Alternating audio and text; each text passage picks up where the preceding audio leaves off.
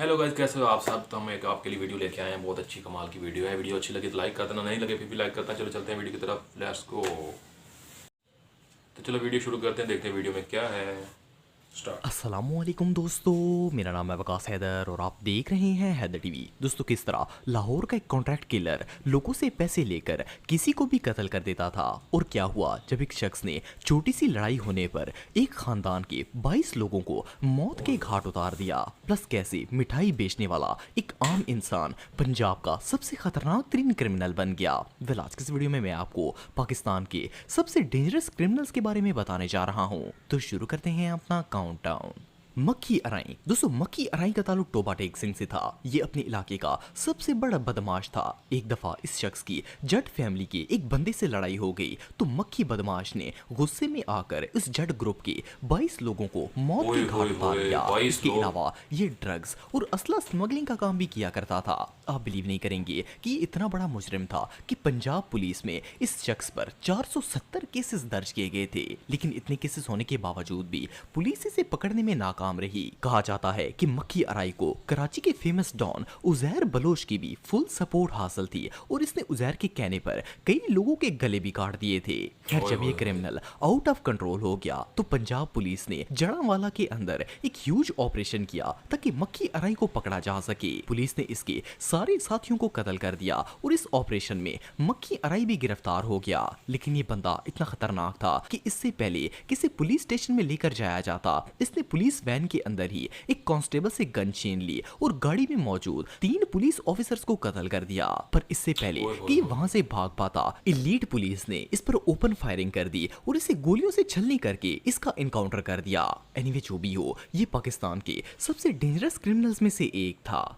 भोला बदमाश। दोस्तों, आप में से बहुत से लोगों ने हॉलीवुड मूवीज में ऐसे कॉन्ट्रैक्ट किलर्स को देखा होगा जो पैसे लेकर किसी को भी कत्ल कर देते हैं। लेकिन क्या आपने कभी कोई पाकिस्तानी कॉन्ट्रैक्ट किलर देखा है? वेल, भोला पाकिस्तान के सबसे खतरनाक टारगेट किलर्स में से एक था। ये शख्स पंजाब के इलाके खानेवाल में पैदा हुआ था, खानेवाल। पर इसके पेरेंट्स लाहौर में आ गए थे और भोला लाहौर में ही बड़ा हुआ। ये बंदा शुरू से ही क्राइम की दुनिया में इन्वॉल्व था, लेकिन फिर इसने बाकायदा कॉन्ट्रैक्ट किलिंग और किडनैपिंग का काम शुरू कर दिया। पुलिस के मुताबिक भोले की किसी से कोई दुश्मनी नहीं थी, बल्कि ये भारी अमाउंट लेकर किसी का भी कत्ल कर देता था। आपको ओए जानकर ओए हैरानगी होगी कि पुलिस अल्लाह माफ रिकॉर्ड करे। में इस शख्स पर 130 केसेस फाइल किए गए थे, जिसमें 40 से ज्यादा तो सिर्फ मर्डर केसेस थे। पर ओए इतने ओए कत्ल ओए करने के ओए बावजूद ओए भी ओए। पुलिस इसे पकड़ने में नाकाम रही। आपको बताता चलूं कि इस क्रिमिनल ने सिर्फ आम लोगों को ही नहीं मारा, बल्कि इसने बड़े बड़े पॉलिटिशियन से पैसे लेकर लाहौर के 3 डीएसपी ऑफिसर्स को भी मौत के घाट उतार दिया। कहा जाता है कि पुलिस भोला को इसलिए अरेस्ट नहीं कर पाती थी कि इसे नवाज शरीफ की फुल सपोर्ट हासिल थी। इवन सच इसने में? लाहौर के एक डीपीओ को भी कत्ल ये क्या कर बात दिया हुई? था, जिसके वाकई? बाद इसे नून लीग की तरफ से पनाह भी दी गई थी। लेकिन इसके बावजूद पुलिस ने ऑपरेशन करके भोले का इनकाउंटर कर दिया था। बहरहाल, जो भी हो, इस तरह के कातलों का अंजाम भयानक ही होता है।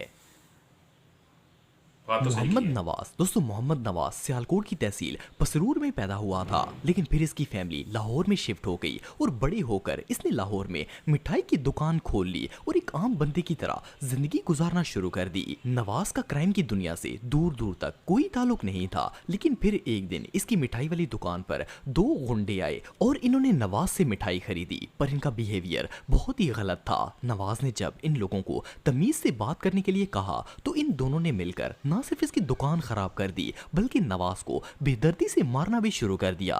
खैर, जब पुलिस तक ऐसे ये तो बात जाहिर सी बात पहुंची है, बंदा तो बनता पुलिस है। वालों ने फोर्सफुली इनकी सुलह करवा दी। अभी कुछ ही वक्त गुजरा था कि नवाज के छोटे भाई ने लाहौर में एक मकान खरीदा, लेकिन इस इलाके के इंस्पेक्टर ने जबरदस्ती उस मकान पर कब्जा कर लिया और जब इसके भाई ने ये अपना हक बात। मांगा तो इंस्पेक्टर ताहिर रशीद ने नवाज के भाई को बेदर्दी से कत्ल कर दिया। ओए जब ओए। नवाज के छोटे भाई को बेदर्दी से कत्ल किया गया तो इस हादसे के बाद नवाज की जिंदगी मुकम्मल तौर पर बदल गई। इसे समझ आ गई थी कि दुनिया में शरीफ लोगों की कोई जगह नहीं है, सो इसने क्राइम की दुनिया में कदम रख लिया।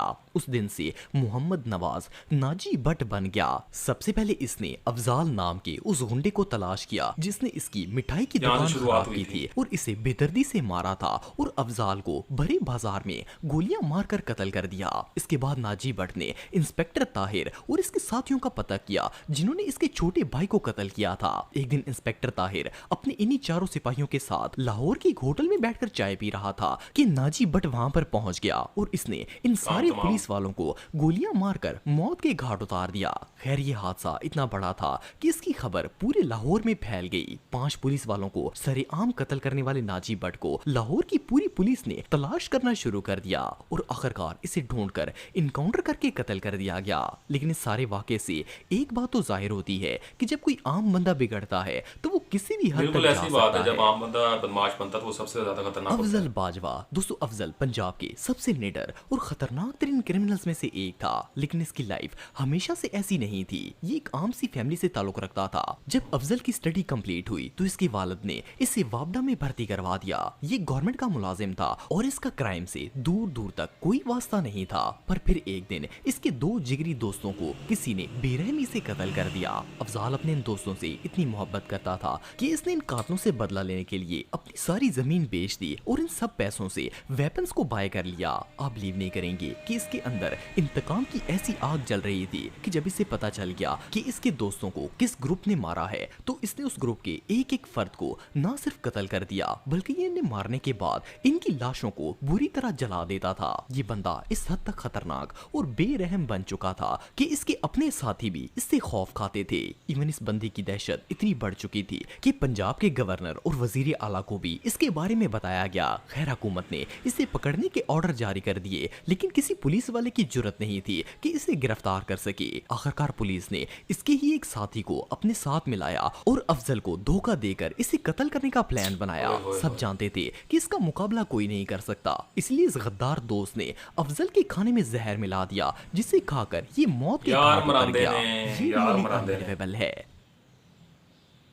साबिर जट दोस्तों, साबिर का ताल्लुक गुजरांवाला से था। ये बेसिकली एक पॉलिटिकल फैमिली से ताल्लुक रखता था और शुरू से ही पावर के नशे में मगन था। एक दफा इसकी पार्टी के अगेंस्ट एक और बदमाश इलेक्शन में खड़ा हो गया तो साबिर की इसके साथ दुश्मनी शुरू हो गई। सिर्फ जिद में आकर साबिर ने उस ग्रुप के एक डेरे पर रॉकेट लॉन्चर से हमला कर दिया और ना सिर्फ इनका पूरा डेरा तबाह कर दिया बल्कि इस हमले में 8 लोग भी कत्ल हो गए। इस दुश्मनी में साबिर ने ऑलमोस्ट 25 लोगों को मौत के घाट उतार दिया था। और ये बंदा कोई आम गुंडा नहीं था बल्कि ये गुजरांवाला के बड़े बड़े बिजनेसमैन से भत्ता भी वसूल करता था। लोग इससे इतना डरते थे कि इसकी मुंह मांगी रकम इसे फौरन ही अदा कर देते। एक दफा गुजरांवाला के एक सिनेमा ओनर ने इसे भत्ता देने से इनकार कर दिया था। इस पर साबिर को इतना गुस्सा आ गया कि इसने उस बंदे की पूरी सिनेमा बिल्डिंग को ही रॉकेट लॉन्चर से तबाह कर दिया। बेसिकली ये पूरे गुजरांवाला को अपनी मलकियत समझता था। साबिर पर पंजाब पुलिस में कत्ल, अगवा और तवान के 125 केसेस दर्ज थे, लेकिन पुलिस की हिम्मत नहीं थी कि इसे अरेस्ट कर पाती। लेकिन साबिर का सवाल उस वक्त शुरू हुआ जब इसने गरूर में आकर एक पुलिस वाले को ही कत्ल करने की कोशिश की। ये अपने ग्रुप के साथ उस ऑफिसर को कत्ल करने के लिए निकला हुआ था तो किसी ने पुलिस को मुखबरी कर दी। पुलिस फोर्स ने साबिर और इसके साथियों को घेर लिया और फायरिंग शुरू कर दी। पहले तो साबिर और इसके साथी पुलिस पर जवाबी फायरिंग करते रहे, पर आखिर इनके पास असला खत्म हो गया और साबिर ने घुटने टेक दिए। पुलिस वाले जानते थे कि अगर इस शख्स को गिरफ्तार किया गया तो ये सोर्स का इस्तेमाल करके जेल से बाहर आ जाएगा और इनमें से किसी को भी जिंदा नहीं छोड़ेगा। सो इसीलिए पुलिस ने इसे पहले गिरफ्तार किया और फिर इसे इसके साथियों समेत गोलियां मारकर कत्ल कर दिया। एनीवे जो भी हो, बुरे कामों का नतीजा हमेशा बुरा ही होता है। तो दोस्तों आज के लिए बस इतना ही। उम्मीद आपको वीडियो पसंद आई होगी। अगर आप मुझे इंस्टाग्राम पे फॉलो करना चाहते तो हैं दोस्तों अगर तो आपको इस वीडियो में कोई पार्ट अच्छा लगा, कुछ सीखने को मिला, कुछ समझने को मिला, क्योंकि गलत काम का हमेशा गलत नतीजा होता है, ठीक है। तो मिलते हैं नेक्स्ट वीडियो में। वीडियो अच्छी लगी तो लाइक कर दो, नहीं लगी फिर भी कर दो। बाय बाय, टाटा, अल्लाह हाफिज़। कैमरामैन किधर गया? ओए बंद कर दे, ओए किधर गया? मुझे खुद ही करना पड़ना।